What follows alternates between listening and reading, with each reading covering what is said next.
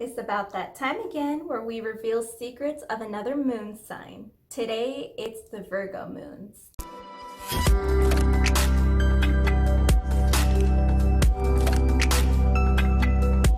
Hola my beautiful lotus flowers, welcome back or welcome to my channel. Thank you so much for choosing to be here with me on my channel. If you're into nerding out on everything astrology, spirituality, and self-transformation, this is the community for you. Today we're talking all about the Virgo moon sign. If you're not familiar with the moon sign, be sure to watch my video if you want more detail on it. But basically your moon sign is your emotional nature. It reveals what you truly need to feel fulfilled in life, your emotional reactions to situations, and your typical instinctual reactions as well. Now your sun sign is more your egotistical nature. So before I compared it to an onion, it's like your rising sign is the first layer of the onion, and then your sun sign is the second layer, and your moon sign is the very deep core that nobody really sees, or only people who really know you super well. To calculate your moon sign, you need the time you were born, date, and location, but the time is not as strict as the rising sign. Just know that the moon might have been different in the morning versus the nighttime on the day you were born. I'm going to start off by talking about the general traits of someone with a Virgo moon. Then we're going to talk about some of the deepest desires, the secrets that a Virgo moon might have experienced in their life. And then at the end, we're going to talk about what Virgo moons truly need to feel fulfilled and happy in life. So make sure you stay till the end to watch that portion, since that is the most important portion about Virgo moon signs. Without further ado, let's get into it. First, we're going to talk about the general personality traits of someone who has a Virgo moon. Because the moon governs our deepest emotional nature, it really governs what's going on with us internally. Whereas your rising sign is going to be how you immediately react to the environment publicly. What's actually happening inside you might be different from your reaction to the outside world. So if you have a Virgo moon sign, Virgos are known to be the very organized and analytical sign of the zodiac.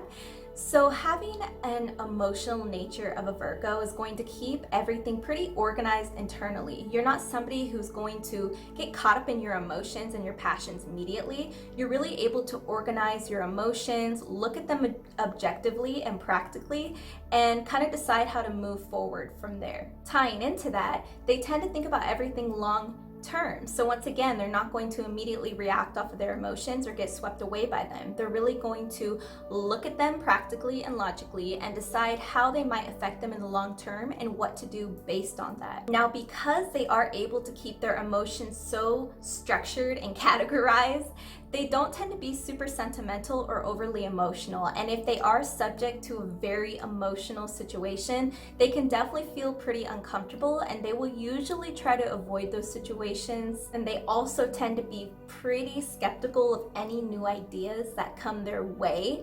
Now, even though they are able to look at their emotions objectively, they do tend to become a little fixated on those things, thinking that they know best and so on and so forth. So if you present new information to them, they are quite skeptical of it, and they're gonna have to go through a whole process of analysis. They're gonna have to look at the facts, look at the proof, and then move forward from there. Once again, since this is dealing with their emotional nature, they tend to be huge worriers. If they feel like they're not in any type of control of a situation, they don't know what's going on, they don't understand it, and they are so used to understanding things or being able to figure things out. So if they don't feel like they can for some reason, they tend to worry a lot, especially if they do actually care about you. It can almost scare them because their emotions care and they don't really know how to deal with that, and they can't control that. So it can definitely make them an anxiety-ridden partner,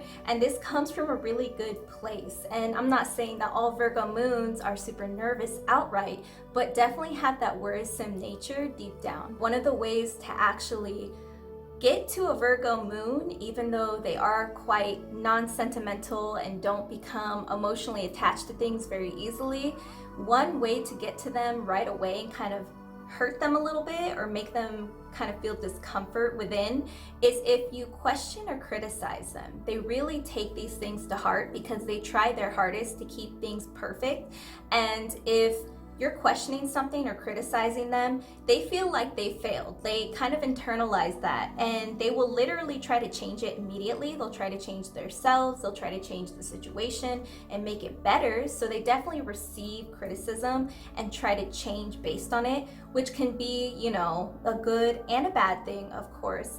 But that is the way to get to a Virgo moon. They really do not like being criticized. On top of all that, being the mutable earth sign, deep down they are very concerned with financial security for the long term as well. They're not materialistic, they're just very concerned with keeping a stable place for themselves in the long term. Before we talk about some of the secrets of a Virgo moon and some of the things they need to feel fulfilled, be sure that you don't forget to hit the like button, the subscribe button, and the bell. And if you're a Virgo moon sign, be sure you leave a comment down below to let me know that you're watching. All right, now let's talk about some of the deepest desires, emotions, and some of the secrets that a Virgo moon may have. The first one being the combination of their analytical nature and their emotional nature can make them extremely sensitive to their emotional environment. So even if it's people they don't know well, people they do know well, they are hypersensitive to what is happening in the emotional environment around them. Whether somebody is sad, whether somebody gets angry, they really analyze people, and they figure out what makes them tick. And they're usually really good at knowing, okay, that's gonna make that person mad, that's gonna make that person happy. And they just naturally pay very close, detailed attention to how somebody emotionally reacts in general. Now, this may seem like a really good thing. You might be like, oh wow, like they're really good at figuring out people. And that's true, but it can almost become really annoying and mentally damaging to the Virgo moon. It's almost like somebody who's able to read everybody's minds but can't shut it off. This is something that they are constantly going through, and it's almost like they really can't shut it off. It's like a natural thing for them. Virgo moons also tend to be major hypochondriacs. They're very concerned with health. They're very concerned with germs and sometimes near-death experiences. They might really have a fear of mortality in general. And it is said that this can possibly come from a near-death experience they had as a child, whether that was a traumatic event like a car accident or something, or whether that was because they were hospitalized with an illness, or whether they usually endured an illness when they were younger in general. And now they kind of have that fear instilled in them. Last but not least, let's talk about what Virgo moon signs may need to feel fulfilled in their lives. The first one is in regards to their health. Like we mentioned, Virgo moons tend to be quite the hypochondriacs, and they will take endless supplements, trip to the doctors, and try to go through a lot of unhealthy methods in order to maintain their health or protect themselves, when in reality, their dietary health is the most important thing for them.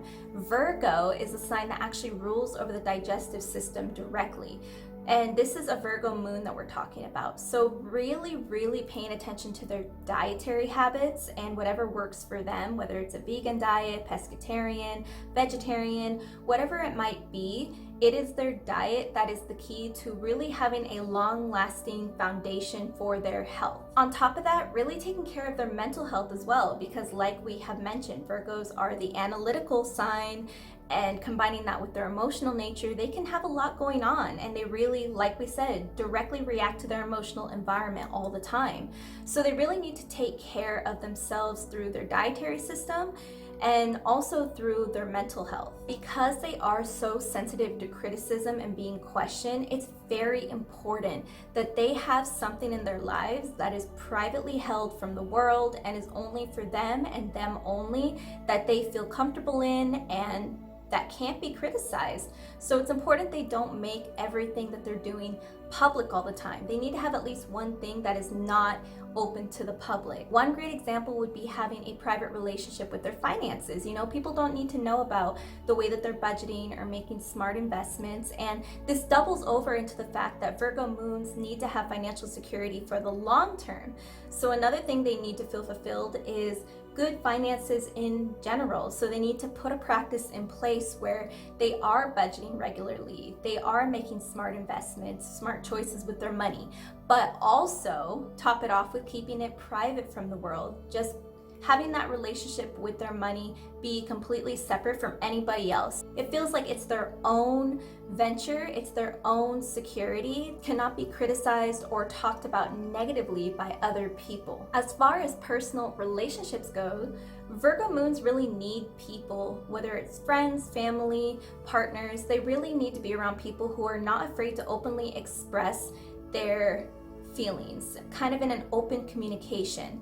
Now, this isn't to say they need somebody who's overbearingly emotional, who's just like crying all the time, getting angry all the time. That will make a Virgo moon uncomfortable. But having somebody who's just able to calmly and openly and freely express how they feel about something, or be romantic, or be just not afraid to show how they feel, and also being very direct. Virgo moons like people who are direct with what they want, what they need, and this will also make the Virgo moon feel comfortable enough to start opening up themselves and start expressing their emotions, how they feel, and what they want and need as well. Once again, if you're a Virgo moon that watched this video, be sure to leave a comment down below and tell me what resonated with you or what I might have missed out on, because I always love learning more. And be sure that you jump over to the LaBlue Lotus Facebook community if you haven't already, if you want more about astrology, spirituality, and self-transformation.